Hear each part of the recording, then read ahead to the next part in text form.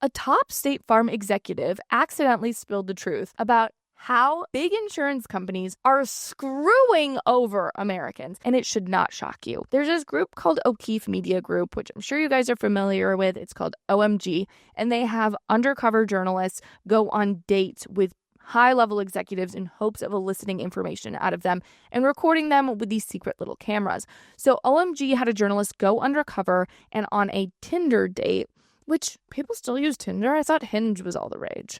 I don't know. I'm married, so I don't know. But I've just never heard of people going on Tinder dates anymore. All my friends are using Hinge. Anyway, I digress.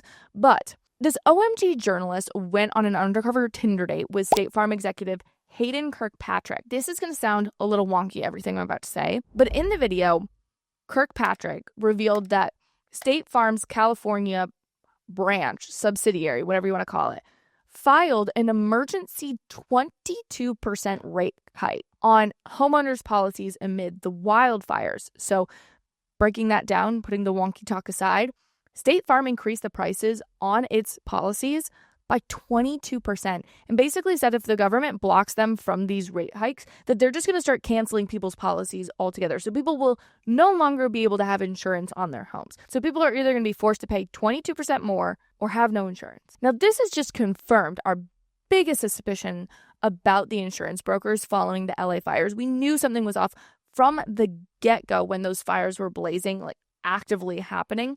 And we knew that regulators were basically punishing regular people for government mismanagement. Let me explain this, because the problems that you're seeing here, of course, they do affect those people who are celebrities who do live in their Malibu mansions or whatever. But like, let's be real. Those elites, the people who have mansions in Malibu, they're not going to get their insurance canceled because they can afford and pay for a 22% hike in rate increases.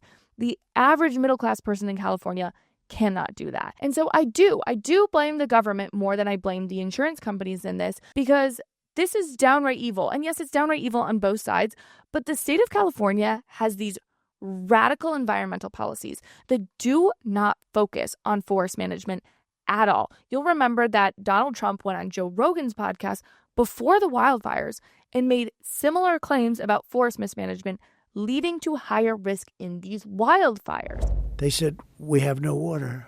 I said, do you have a drought? No, we don't have a drought. I said, why don't you have no water? Because the water isn't allowed to flow down. It's got a natural flow from Canada all the way up north. Water, more water than they could ever use.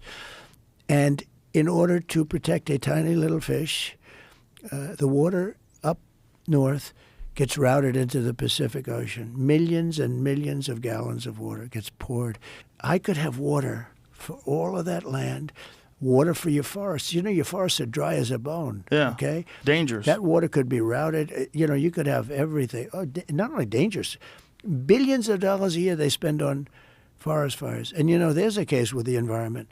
They're not allowed to rake their forests because you're not allowed to touch it.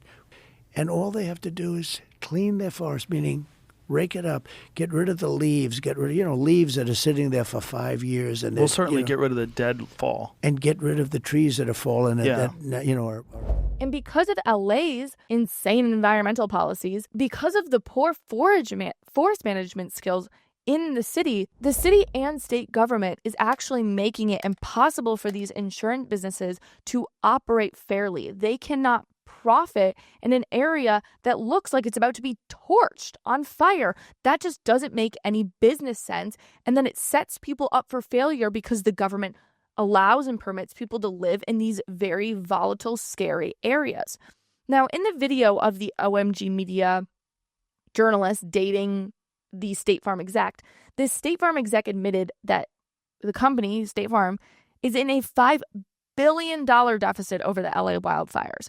And the only way to compensate for that is to engage in massive rate hikes. Now, I get that. That's business, but it obviously makes the company look awful. And at the same time, it's like, I blame the company because tragedy is befalling on people and you're just going to screw people over more. That doesn't make you a good company. It doesn't make you ethical. It doesn't make you moral. It's not a good look for you PR-wise. But at the same time, the government knew that these areas were fire prone. They knew that, and they kept telling people and allowing people to build there and refused to engage in any proper practices to make it safer for people or to make business practices more ethical and better. And listen, I have no problem calling out the massive corporation. I don't like State Farm in the way that they're acting in this. They've fired this executive, and they said that, what he's saying doesn't align with our values. But he's not making this up out of nowhere. I don't think he's pulling this out of his ass on a date to sound cool. Like, he's probably spilling company secrets. This likely is true. So I have no problem calling out State Farm for this. Simultaneously, I have no problem calling out the state of California. But I don't think the problem is just one or the other, right? I think it might be more the government than these insurance companies. But this is a government that cannot manage its cities properly, and a corporation coming in and seemingly exploiting a system that the government created. It's a lose-lose situation for one group of people, the American people. The American people could honestly help themselves in this situation and could fix the problem in California by electing smarter people who actually advocate for you. That's just one idea. If you love this show, then you will absolutely love the Underreported Stories Substack. So I come on here, obviously, riff a bunch twice a week with you, and sometimes I need a more thoughtful approach to spreading my ideas, and that's why I do that over at Substack, because you're going to get more in-depth analysis of stories that are underreported on. Also, a lot of hot takes from me on the biggest news of the day, but much more eloquently, and I post those every Monday and Wednesday.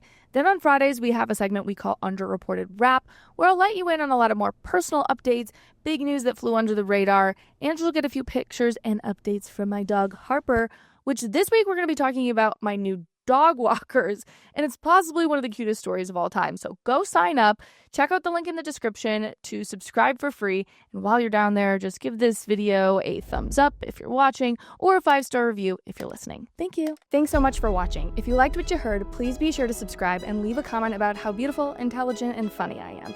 And if you want more content, click right over here for more videos and clips of my show. I'll see you back here next time. Bye!